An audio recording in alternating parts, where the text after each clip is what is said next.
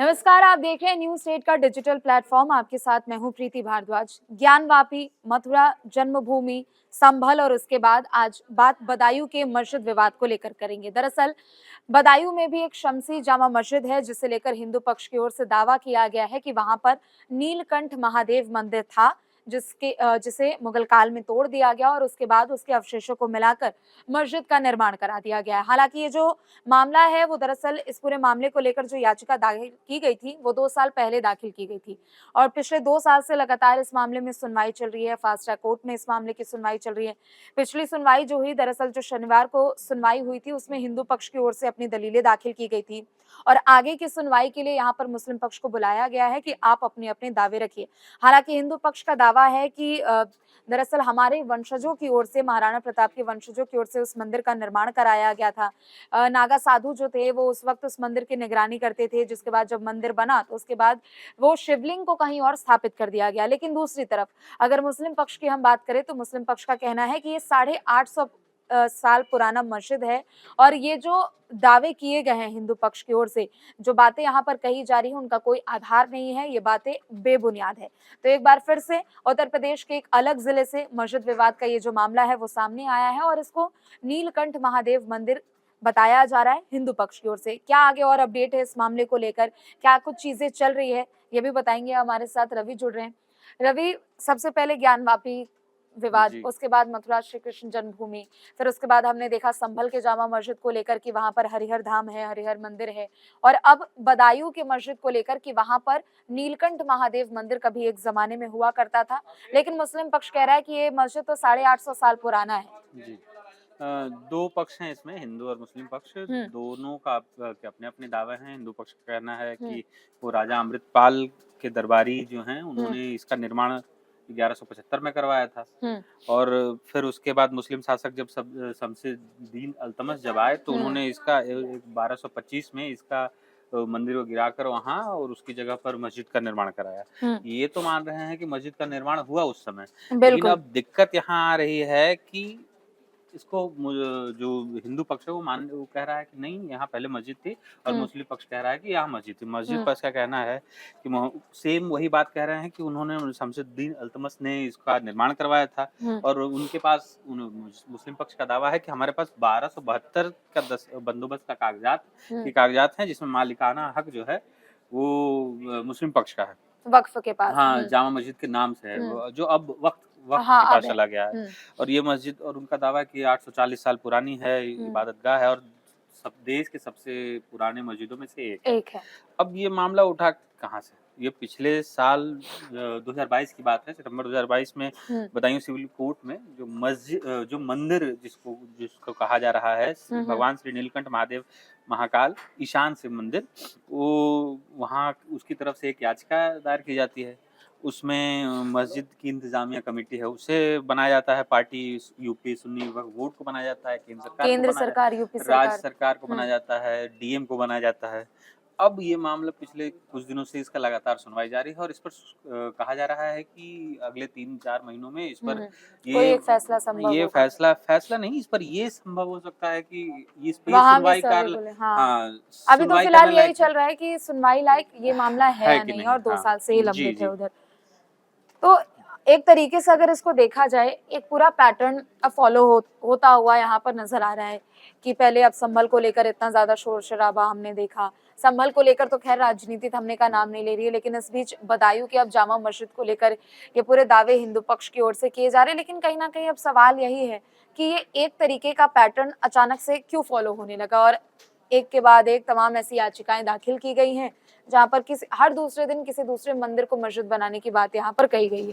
ये एक पैटर्न तो है, लेकिन ये कोई ऐसा संगठित पैटर्न नहीं है जिसमें एक खास संगठन के लोग जो हैं वो शामिल हैं। इसमें जो लोग हैं वो अपन स्वतः स्फूर्त उसमें जाते हैं कोर्ट में, और कोर्ट में मामला है। हाँ, आप देखेंगे वकील इसमें लगभग सेम है, विष्णु जैन है, उनके पिता बिल्कुल। जैन हैं, या बाकी जो बाकी हैं उसमें मतलब एक रूपता देखी जा सकती है। लेकिन दिक्कत यहाँ तब आ जा रही है जब ये मामला, इस मामले में राजनीति शुरू हो जा रही है। चलिए कोर्ट फैसला देगा, ये माना जा रहा है कि कोर्ट अगर उनको लगेगा कि ये सुनने लायक है तो सुनेगा, नहीं सुनने लायक हो तो कहेगा ठीक है आप दूसरी जगह जाइए। उसके बाद हिंदू का पक्ष का अपना क्या आगे क्या करता है उन पर निर्भर। लेकिन जब इसमें राजनीति शुरू होगी तब ये मामला जो है वो बिगड़ेगा।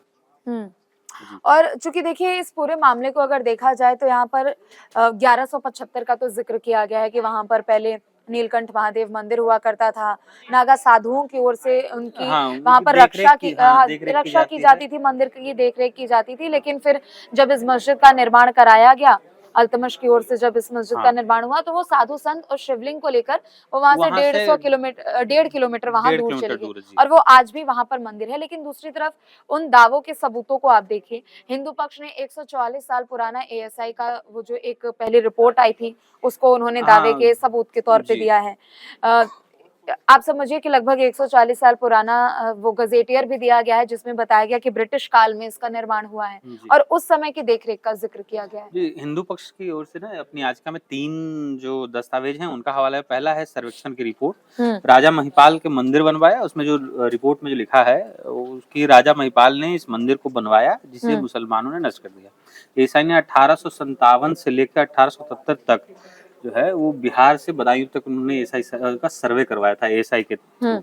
अब इस सर्वे में जो तत्काल डायरेक्टर थे उन्होंने ये लिखा है कि मतलब यहाँ मंदिर, ऐसा उन्होंने लिखा कि यहाँ मंदिर था, उन्होंने लिखा है कि मंदिर के अवशेषों से मस्जिद का निर्माण करवाया गया।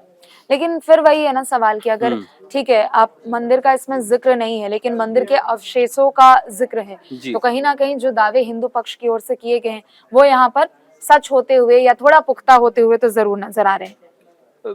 पुख्ता देखिए ऐसा है कि जिसके पास लाठी होती, अभी का लोकतंत्र तो था नहीं, जिसके पास जितनी शक्ति है उसके हिसाब से राज्य चलता है। वो आए, वो उनको अपना जो अपने धर्म का विस्तार करना था उन्होंने उस हिसाब से किया।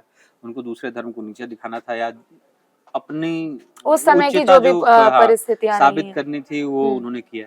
लेकिन अब जो ये पूरा मामला बढ़ रहा है, अब ये टेक्निकल चीजें हैं कि उसको माने या ना माने, ऐसे तो क्योंकि हर दूसरे दिन किसी अलग इलाके से खबर आती है, किसी अलग जिले की बात होती है और वहां पर हम देखते हैं कि अच्छा इस मस्जिद को लेकर या फिर इस मंदिर को लेकर यहाँ पर याचिका।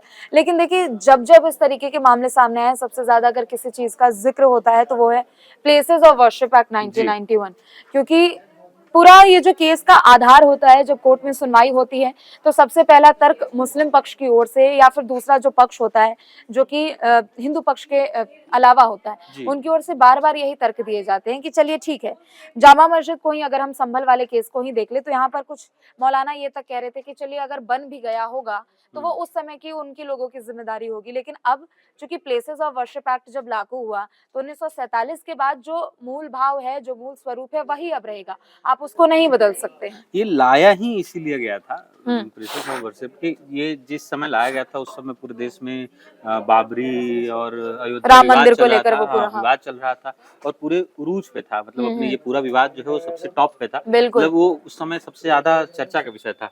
तो जब ये हुआ तो ये सरकार, नरसिम्हा राव की सरकार थी, उन्होंने ये कोशिश एक तरह से की कि जो अब तक 1947 के बाद जो परिस्थितियां हैं वो जिसके पास जो जगह है वो वही रहे और ताकि दूसरे जो हार्मनी है दो समाजों के बीच में वो बिगड़े ना।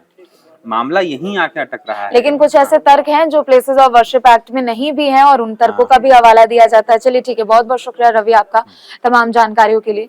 तो देखिए यहाँ पर अब बात हो रही है बदायूं के शमसी जामा मस्जिद को लेकर और यहाँ पर तर्क दरअसल ये है कि ये पहले नीलकंठ महादेव मंदिर हुआ करता था। 144 साल पुराना एएसआई के जो दस्तावेज है उनको इसमें दावे में शामिल किया गया है। इसके अलावा जो 144 साल पुराना जो गजेटियर था वो भी उसमें दावे में दिखाया गया और हिंदू पक्ष की ओर से दरअसल ये पूरी याचिका जो है वो साल 2022 में दाखिल कराई गई थी।